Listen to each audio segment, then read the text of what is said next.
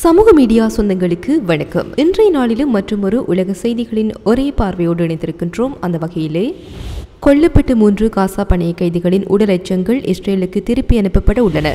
Trump Netanyahu உறவு வெளிச்சமில்லாத கூட்டணியில் புதிய பரிமாணம். பயங்கரவாத ஊடுருவல் எச்சரிக்கை. மேற்கு கரையில் 20க்கு மேற்பட்டோர் கைது. புடின் பயன்படுத்திய ரகசிய ஏவுகணை. சவுதி அரேபியாவில் இந்திய இளைஞர் துப்பாக்கிச் சூட்டில் பலி. தான்சானியா நாட்டில் ஏற்பட்ட கலவரத்தில் 700 பேர் பலி. எதிர்க்கட்சிகள் அதிர்ச்சி குற்றச்சாட்டு.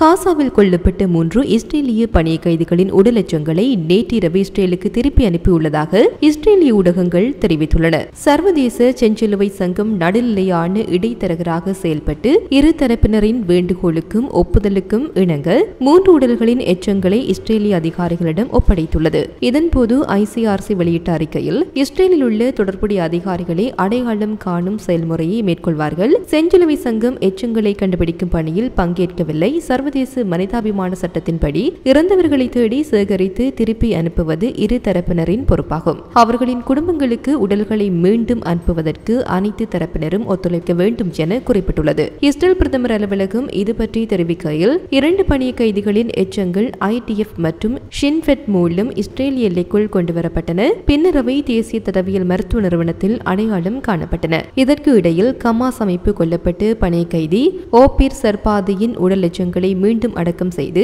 செஞ்சிலுவை சங்கத்தின் முன்னிலையில் உடல் கண்டுபிடிப்பு நிகழ்வை அரங்கேற்றியதாக இஸ்ரேல் குற்றம் சாட்டியுள்ளது. செவ்வாயன்று IDF வெளியிட்ட ட்ரோன் வீடியோவில் கமாஸ் உறுப்பினர்கள் புதிதாக தோண்டப்பட்ட குழியில் சர்பாதியின் உடலை வைப்பதையும் பின்னர் அதை மூடுவதையும் காட்டுகின்றது. பின்னர் அதை இடத்தில் தோண்டி எடுத்து செஞ்சிலுவை சங்க அதிகாரிகளிடம் கண்டுபிடிப்பு என காட்டியதாக வீடியோ சாட்சியமாக உள்ளது. அமெரிக்க அதிகாரிகள் கூறியதாவது, வியாழக்கிழமை மாலைக்குள் மஞ்சள் கோட்டின் பின்னால் இருந்து தங்கள் படைகளை வெளியேற்றாவிட்டால் IDF தாக்கும் என கமாஸுக்கு எகிப்து மற்றும் கத்தார் வழியாக எச்சரிக்கை அனுப்பப்பட்டதாகவும் தெரிவித்துள்ளனர். இஸ்ரேலிய அதிகாரிகளின் அனுமதியுடன் செஞ்சிலுவை சங்கத்தின் ஒருங்கிணைப்புடனும் கமாஸ் முன்னதாக அந்த பகுதிக்குள் நுழைந்து பணிய கைதிகளின் உடல்களை மீட்டிருந்தது.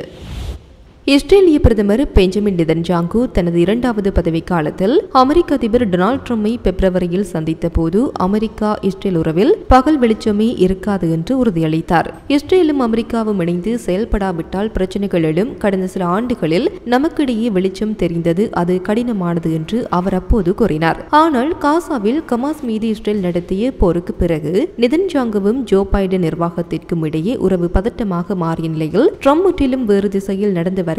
கடுமையான வார்த்தைகளில் ஆதரவு. ட்ரம்ப் இஸ்ரேலை கடுமையாக எச்சரித்தாலும் அவரின் அணுகுமுறை நம்பிக்கையுடனும் ஆணையுடனும் கலந்துள்ளது. இஸ்ரேல் மேற்கு கரையை இணைத்தால் அமெரிக்க ஆதரவை இழக்கும் என்று ட்ரம்ப் தெரிவித்திருந்தார். ஆயினும் இதுபோன்ற கருத்துக்களுக்கு நெதன்யாகு பதிலடி கொடுக்காமல் அமைதியாக இருந்து வருகின்றார். அதேவேளை பைடன் நிர்வாகத்திற்கு அவர் பலமுறை எதிராக பேசியிருந்தார். பைடன் காசா போர் தொடர்பாக இஸ்ரேலை கட்டுப்படுத்த முயன்றார். ஆனால் ட்ரம்ப் நேரடியாக ஆதரவு அளித்து ஈரான் எதிர்ப்பு நடவடிக்கைகளில் இஸ்ரேலுடன் இணைந்தார். இந்த நிலையில் இது பற்றி புலனாய்வாளர் ஜோனாதன் ஷான்சர் கூறுகையில், ஈரானுக்கு எதிராக ட்ரம்பின் உறுதியான நடவடிக்கை நெதன்யாகுவுக்கு பெரும் நன்மதிப்பை வாங்கி தந்தது. இப்போது அமெரிக்காவில் குடியரசுக் கட்சியினர் இஸ்ரேலின் முக்கிய ஆதரவாளராக உள்ளனர். இதனால் நெதன்யாகுவிற்கு ட்ரம்பை விமர்சிப்பது கடினமாகியுள்ளது.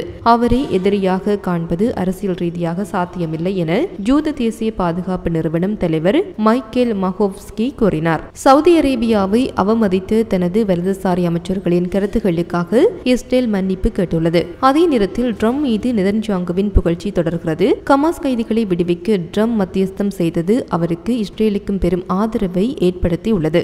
இஸ்ரேலின் வலதுசாரையும் இடதுசாரையும் ஒப்புக்கொள்ளும் ஒரு விஷயம் என்றால் ட்ரம்ப் நாட்டுக்கு நன்மை செய்துள்ளார் என ஷான்சர் கூறினார். மோடியின் அருகே பயங்கரவாத ஊடுருவல் எச்சரிக்கை. மேற்கு கரையில் 20க்கு மேற்பட்டோர் கைது. மோடியின் அருகிலுள்ள மேவோ கோரான் பகுதியில் பயங்கரவாதிகள் ஊடுருவி இருக்கலாம் என்ற தகவலை தொடர்ந்து இஸ்ரேல் பாதுகாப்பு படை நேற்றிரவு விரிவான தேடுதல் நடவடிக்கையை தொடங்கியது. இரவு 10 மணிக்கு பிறகு ஊடுருவல் எச்சரிக்கை ஒலித்தும் குடியிருப்பாளர்கள் வீட்டுக்குள் தங்குமாறு அறிவுறுத்தப்பட்டனர். IDF தெரிவித்ததாவது, இது பற்றி கூறுகையில் 3 சந்தேக நபர்கள் இருப்பதாக தகவல் கிடைத்தால் பின்ஜாமின் பிரிவிலிருந்து தேடுதல் குழு குழு அனுப்பப்பட்டது. அதே நேரத்தில் மேற்கு கரை முழுவதும் நடைபெற்ற தனித்தனி நடவடிக்கைகளில் 20க்கும் மேற்பட்டு பயங்கரவாதிகள் கைது செய்யப்பட்டனர். அவர்கள் ஆயுத உற்பத்தி மற்றும் இஸ்ரேலியர்களை குறிவைத்து தாக்குதல் திட்டமிட்டதாக சந்தேகிக்கப்படுகின்றனர். சோதனைகளில் 6 ஆயுத உற்பத்தி இயந்திரங்கள், கைத்துப்பாக்கி, கார்லோ வகை ஆயுதங்கள், தோட்டாக்கள் மற்றும் வெடிமருந்துகள் பறிமுதல் செய்யப்பட்டன. ஜெனனில் நடந்த மோதலில் 3 பயங்கரவாதிகள் கொல்லப்பட்டனர். பெத்லகேம் மற்றும் நப்லஸிலும் பலர் விசாரணைக்கு உட்படுத்தப்பட்டனர். பாலஸ்தீன ஊடகங்கள் தெரிவித்ததாவது, நப்லஸின் தெற்கில் சில இஸ்ரேலிய குடியேறிகள் வீடு மற்றும் வாகனங்களை தாக்கியுள்ளனர். இது குறித்து IDF இதுவரை எந்த கருத்தும் தெரிவிக்கவில்லை. ரஷ்யாவின் பொருளாதார வலிமையை ஒழுக்கும் வகையில் எண்ணெய் மற்றும் எரிசக்தி வசதிகளை குறிவைத்து உக்ரைன் தொடர்ந்து தாக்குதல் நடத்தி வருகின்றது. செப்டம்பர் மற்றும் அக்டோபர் மாதங்களில் மட்டும் 20 ரஷ்ய எரிசக்தி வசதிகளை உக்ரைன் ராணுவம் தாக்கியுள்ளது. உக்ரைனில் SPU அமைப்பின் தலைவர் தெரிவிக்கையில் 2025ஆம் ஆண்டில் இதுவரை 160 ரஷ்ய எண்ணெய் மற்றும் எரிசக்தி வசதிகள் வெற்றிகரமாக குறிவைக்கப்பட்டதாக பதிவு செய்துள்ளார். ரஷ்யாவின் எண்ணெய் மற்றும் எரிசக்தி வசதிகள் மீதான தாக்குதல்கள் தொடரும் என்றும் உக்ரைனில் ரஷ்யாவின் போருக்கு நிதியளிக்கும் வாய்ப்புகளை குறிவைக்கும் திட்டம் இருப்பதாகவும் அவர் குறிப்பிட்டுள்ளார். ரஷ்ய எண்ணெய் சுத்திகரிப்பு நிலையங்களை உக்ரைன் ராணுவம் தொடர்ந்து தாக்கி வருகின்றது.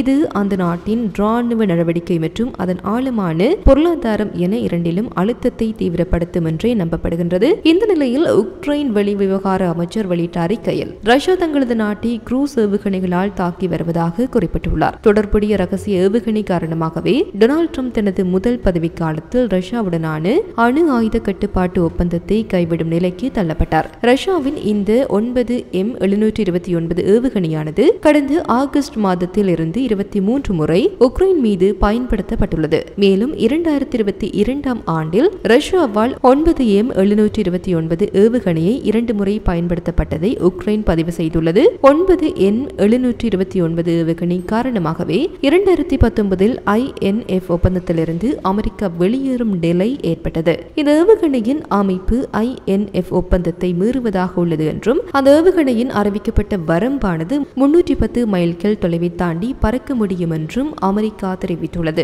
ஆனால் அமெரிக்காவின் புகாருக்கு ரஷ்யா மறுப்பு தெரிவித்தது. கசிந்த தகவலின் அடிப்படையில் ரஷ்யா ரகசியமாக உருவாக்கியுள்ள 9M729 ஏவுகணையானது 2500 கிலோமீட்டர் தொலைவில் உள்ள இலக்கை தாக்கும் திறன் கொண்டதாகும். இந்த நிலையில் INF தடை செய்துள்ள 9M729 ஏவுகணையை உக்ரைன் மீது ரஷ்யா பயன்படுத்தியதின் ஊடாக அமெரிக்காவை புடின் அவமரியாதை செய்துள்ளதாகவும் உக்ரைனுக்கு எதிரான ரஷ்யாவின் போரை முடிவுக்கு கொண்டு வருவதற்கான ஜனாதிபதி ரம்மின் ராஜதந்திர முயற்சிகளை அவமதித்ததாகவும் உக்ரைன் வெளிவிவகார அமைச்சர் ஆண்ட்ரே சிபிகா தெரிவித்துள்ளார். சவுதி அரேபியாவின் ஜெட்டா நகரில் நடந்த துப்பாக்கிச் சண்டையில் இந்திய இளைஞர் ஒருவர் குண்டு பாய்ந்து உயிரிழந்தார். ஜார்க்கண்ட் மாநிலம் கிரிதி மாவட்டம் துதாபானியா கிராமத்தை சேர்ந்த விஜய்குமார் மகோடோ என்னும் இளைஞர் 9 மாதங்களுக்கு முன்பு வேலைக்காக சவுதி அரேபியா சென்றிருந்தார். அவர் ஹூண்டாய் இன்ஜினியரிங் அண்ட் ஹெண்டர்சன் நிறுவனத்தில் டெவலர் லைன் பிட்டராக பணியாற்றி வந்தார். வழக்கம் போல் பணிக்கு சென்ற அவர் பணியிடத்தின் அருகே சென்றபோது அங்கு போலீசார் மற்றும் மதுபானம் கடத்தல் கும்பலிடையே துப்பாக்கிச் சண்டை நடைபெற்றது. அப்போது விஜயகுமார் மீது தவறுதலாக குண்டு பாய்ந்தது.